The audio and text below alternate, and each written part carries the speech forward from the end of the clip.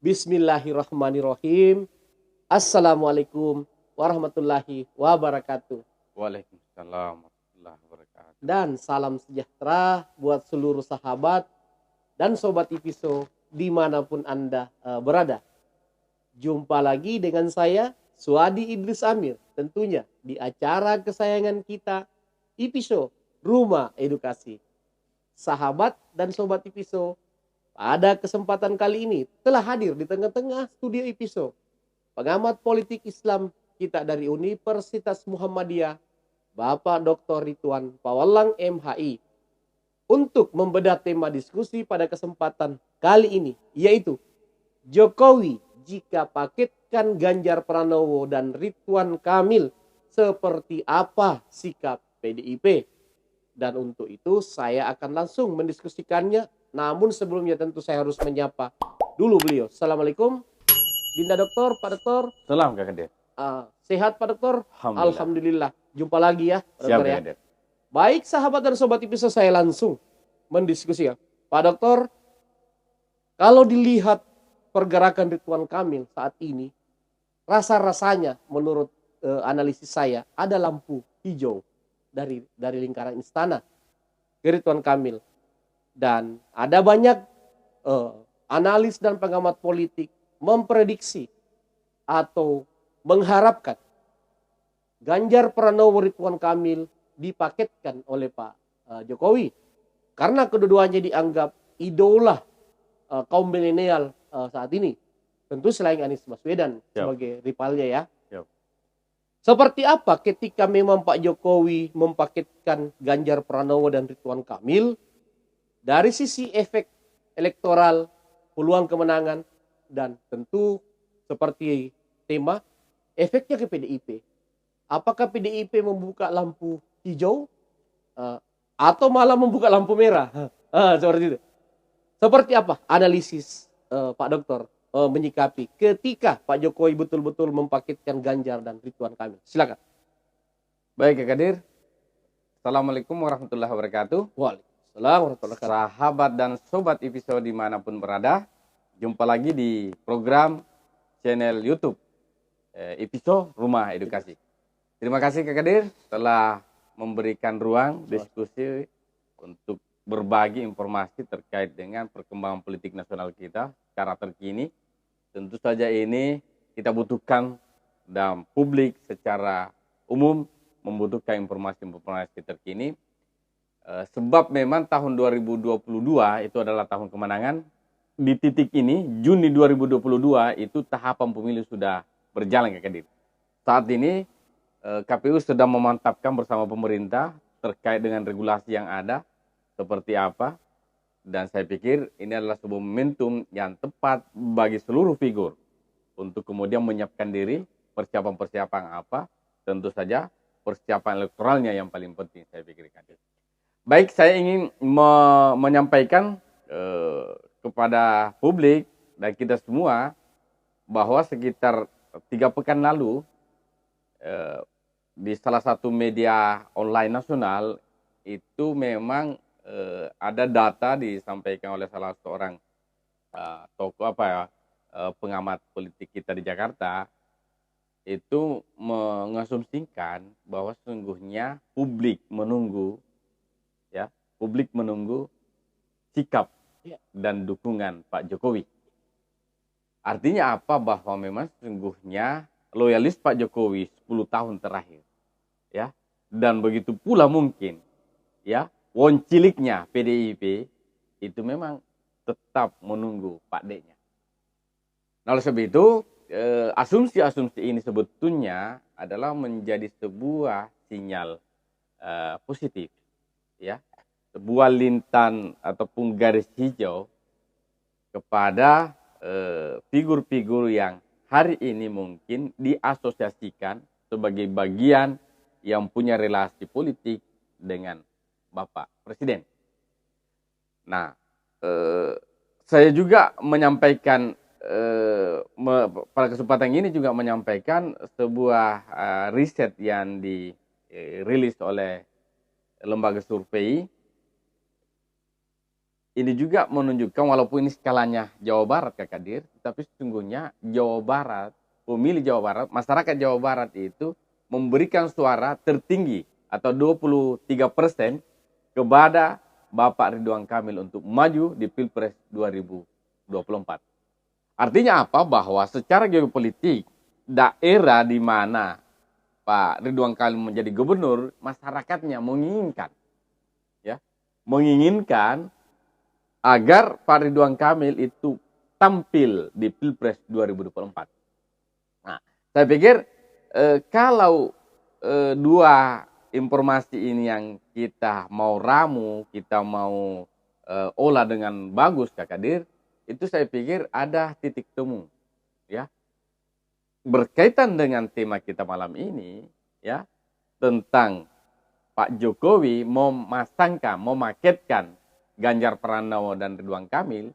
Saya pikir adalah sebuah respon terhadap pertama respon publik, yang kedua respon terhadap rilis. Jika Pak Jokowi ingin mempaketkan. Ya, artinya memang sangat kuat ya, rasional jika kemudian jika Pak Jokowi akan memaketkan, memasangkan Pak Ganjar Pranowo dan Ridwan Kamil ataupun Kang Emil, sebab itu juga sesuai dengan keinginan publik. Begitu pula data yang terbaru, walaupun ini adalah skopnya Jawa Barat, tetapi saya pikir ini adalah bagian yang perlu kemudian disikapi dan bisa dipertanggungjawabkan. Artinya apa? Bahwa memang Pak Ridwan Kamil ataupun Kang Emil ini, baik dari sisi ekspektasi masyarakat, begitu pula data sebagai kekuatan elektoral, indikator yang bisa kita baca dari perspektif elektoral, saya pikir ini bisa dipertanggungjawabkan. Artinya apa? Ini adalah bagian daripada modal politik yang bisa dimiliki, yang bisa dipertanggungjawabkan dan bisa disodorkan oleh sosok Kang Emil kepada publik, termasuk barangkali kepada Pak Ganjar. Nah, respon-respon ini sebetulnya itu menarik, dan dari sisi sebetulnya bagaimana sikap PDIP, saya pikir PDIP ini mau menang, ya, mau menang, dan respon positif masyarakat sejatinya juga direspon secara positif oleh PDIP. Saya kira gitu sebagai sebuah pengantar. Baik, sahabat dan sobat Episo, Pak Dr. Ridwan Paulang telah memulai analisisnya terkait tema diskusi kita pada kesempatan kali ini dengan landasan-landasan analisis yang sangat ilmiah, sahabat dan sobat Episo, karena merujuk pada data-data empiris, data-data ilmiah. Baik, kita akan kembangkan. Kalau Ridwan Kamil betul-betul digandeng Ganjar dan direstui Pak Jokowi, kira-kira seperti apa efek kemenangan bagi Ganjar kalau seandainya yang dia lawan adalah Anies Gatot Nurmantio atau Prabowo Subianto Anies Baswedan, atau Anies Baswedan Prabowo Subianto. Karena ketika Ganjar berpasangan dengan Ridwan, besar kemungkinan memang Prabowo dan Anies itu akan berpikir keras. Apakah mereka akan maju masing-masing kalau Anies dapat partai, ya, atau akhirnya bersatu seperti itu. Seperti apa analisis Pak Dokter melihat situasi ini ketika betul-betul Ganjar berpaket Ridwan Kamil, efek politiknya kepada Ganjar itu sendiri dan efek politiknya terhadap lawannya, terutama dua lawan kuatnya, yaitu Prabowo Subianto dan Anies Baswedan. Baik Kak Kadir, saya melihat bahwa voter, ya, atau populasi pemilih di dua provinsi ini itu cukup besar, Pak. Ya. Jawa Tengah pemilihnya ya di atas 20 juta lah, ya, hampir 30 juta. 16% ya. Suara nasional. 16% saya pikir udah cukup besar itu. Sementara Jawa Barat 19% suara nasional. itu di atasnya lagi, Kadir. Iya. Artinya apa? Kalau 19 tambah 16 itu berapa persen gitu? So, artinya apa? Silakan publik membaca tentang kekuatan fakta di lapangan. Kalau kedua ini menyatu, ya. Kalau dua gubernur ini berhasil memasangkan dirinya, ya, saya pikir ini kekuatan yang luar biasa, kan? Di atas angka 30%, ya, di atas angka 30%. Dan saya pikir ini bisa bergabung beberapa provinsi baru bisa kemudian untuk leading, ya, sama dengan kekuatan itu.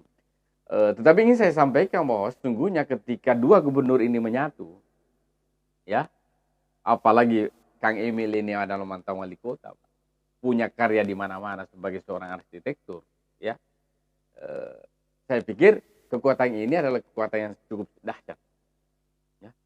Dan mungkin, ya, asumsi kita sejauh ini calon-calon lain akan berpikir keras untuk kemudian maju saja luar biasa, ya, beraninya, apalagi untuk kemudian mengalahkan, ya, karena memang sejauh ini dari 3 gubernur yang muncul hari ini yang bagus tren, ya, yang bagus tren elektoralnya, surveinya, ya, Kang Emil ini setelah kemudian mendapat lampu hijau mungkin atau seperti apa, atau memantaskan dan menegaskan dirinya untuk kemudian maju sebagai bagian daripada kontestan di Pilpres 2024, kemudian trennya meningkat dan cukup dinamis dia punya tren survei. Nah, oleh sebab itu kekuatan-kekuatan ini sebetulnya menjadi sebuah perhitungan-perhitungan yang patut untuk kemudian dipikirkan oleh bakal-bakal calon. Sebab memang Kang Emil ini memang dan Pak Ganjar Pranowo itu adalah masing-masing memiliki pemilih dan pecinta-pecinta milenial. Nah, ditambah lagi sekiranya, ya, kalau memang betul-betul Pak Jokowi ini memasangkan ini, merestui pasangan ini. Nah, kalau itu bisa direstui, saya pikir ini akan betul-betul menjadi sebuah kekuatan pasangan yang sangat dahsyat. Nah, sekarang bagaimana ketika pasangan ini betul muncul dan bagaimana sikap Pak Anies dan Pak Prabowo, begitu pula Pak Gatot Nurmantio. Nah, saya melihat bahwa baik Pak Anies sebagai capres dan Pak Prabowo sebagai cawapres, begitu pula sebaliknya Pak Prabowo sebagai capres dan Pak Anies Baswedan sebagai cawapres. Ini saya pikir ini perlu untuk kemudian berhitung keras, berpikir kuat untuk kemudian bagaimana melawan pasangan yang kemudian kita asumsikan tadi itu akan menyatu.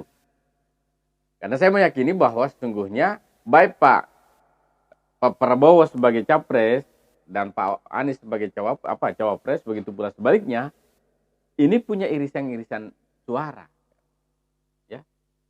Jakarta, Jawa Barat, Banten dan seterusnya ini punya irisan. Apalagi memang Kang Emil itu diterima di DKI. Nah, sebab itu kekuatan Kang Emil saja sebetulnya itu cukup mengganggu, ya, suara baik Pak Prabowo maupun Pak Anies di Jakarta, begitu pula di Jawa Barat. Karena saya menduga bahwa sesungguhnya suara Pak Anies dan Pak Prabowo selama ini itu didukung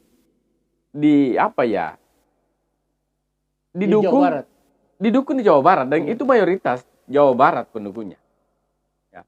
Dibanding misalnya bisa saja bahwa Jakarta itu akan terpecah karena pemilih cerdas. Nah, pemilih cerdas dan memang ibu kota tentu saja semua capres punya pendukung di Jakarta. Punya pendukung di Jakarta, apakah itu adalah elit partai politik atau simpatisan dan seterusnya. Lalu sebab itu bahwa misalnya kalau misalnya kita boleh memilih dan memilah daripada pasangan Pak Anies dan Pak Prabowo tentu saja ini juga cukup mempengaruhi Kak Kadir. Bahwa hari ini orang yang mengidam-idamkan dan berharap bahwa capresnya adalah Pak Anies, lalu kemudian Pak Anies tiba-tiba menjadi 02. Atau sebaliknya Pak Prabowo yang oleh pendukungnya, loyalisnya berharap 01, capres lalu kemudian menjadi cawapres. Ini juga akan berpengaruh terhadap elektoralnya. Nah sekarang kira-kira kalau Pak Anies dengan Pak Gatot, ya, mantan panglima kita ini, saya pikir ini juga barangkali bisa lebih diterima ketimbang misalnya Pak Anies berpasangan dengan Pak Prabowo atau Pak Prabowo berpasangan dengan Pak Anies. Nah, kalau misalnya kita mau fokus pada Pak Anies berpasangan dengan Pak Gatot Nurmantio, ini juga punya irisan dengan Jawa Tengah, di mana basis Pak Pulau Ganjar. Jawa, Pulau Jawa basis lah. Jawa lah. Basis Jawa lah, karena memang Pak Gatot memang ini adalah lahir dan memang basisnya di Jawa lah, khususnya di Jawa Tengah. Artinya apa? Itu bisa kemudian menambah daya elektoral daripada Pak Anies misalnya. Nah, itu juga saya pikir ini juga akan menjadi pertimbangan. Apakah misalnya Gerindra melalui Pak Prabowo akan mendukung pasangan ini kalau misalnya Pak Prabowo tidak diambil sebagai pasangan. Nah, ini juga akan berpengaruh. Tentu saja Pak Prabowo hari ini sebagai Menhan, bagian daripada Pak Jokowi, ya menunggu arahan mungkin dari Pak Presiden. Yang ketika misalnya Pak Presiden, Pak Jokowi ini mengamini paket Ganjar dan Ridwan Kamil. Nah ini saya pikir peluang-peluang itu simulasi-simulasi yang bisa kita asumsikan pada kesempatan ini Kak Kadir, saya pikir ini akan menjadi tren baru barangkali ke depan dan menjadi bagian daripada preferensi terhadap publik terhadap pasangan-pasangan yang kita sebutkan, yang kita diskusikan pada kesempatan ini. Saya kembalikan. Baik, sahabat dan sobat Tipiso, Pak Dr. Ridwan Paulang dalam analisisnya saya coba tafsirkan supaya publik lebih jelas, mengatakan bahwa paket Ganjar dan Ridwan ini tergolong sangat potensial untuk bisa memenangkan Pilpres karena Ridwan Kamil ini diibaratkan sebuah senjata yang sangat ampuh bagi Ganjar Pranowo untuk mengganggu basis-basis lumbung suara Prabowo dan Anies yang selama ini mereka rebut dan dapatkan dan pelihara itu di Jawa Barat. Yang notabene Kang Emil dalam survei yang dilakukan beberapa lembaga, Kang Emil lebih diterima di Jawa Barat dibanding Prabowo dan Anies Baswedan ketika Kang Emil maju, baik sebagai 01 maupun sebagai 02, karena memang publik Jawa Barat atau saudara-saudara kita dari suku Sunda sudah lama merindukan ada perwakilannya di ranah kontestasi Pilpres, dan sosok seorang Kang Emil dianggap figur yang tepat untuk dimunculkan mewakili Jawa Barat. Betul. Di kontestasi Pilpres 2024. Dan apalagi ketika dia bergandengan dengan Ganjar, tentu masyarakat Jawa Barat akan merasa sangat senang karena dia berpasangan dengan figur yang saat ini unggul dari segi survei-survei lembaga-lembaga nasional yang terpercaya, dan sekaligus akan membuat Anies Prabowo akan berpikir keras bagaimana menghadapi paket ini. Dan analisis dari Pak Dr. Anies Gatot Nurmantio jauh lebih bagus untuk bisa mengimbangi Ganjar Ridwan Kamil. Begitu barangkali Pak Dokter ya. Siap. Terima kasih Pak Dokter. Siap. Waktu kita terbatas Pak Dokter, dan saya pikir Pak Dokter sudah menganalisis tema ini dengan sangat jelas. Siap. Dan saya pikir sudah sangat terang bagi publik ya. Terima kasih, sampai jumpa lagi Pak Dokter. Assalamualaikum warahmatullahi wabarakatuh. Waalaikumsalam warahmatullahi wabarakatuh.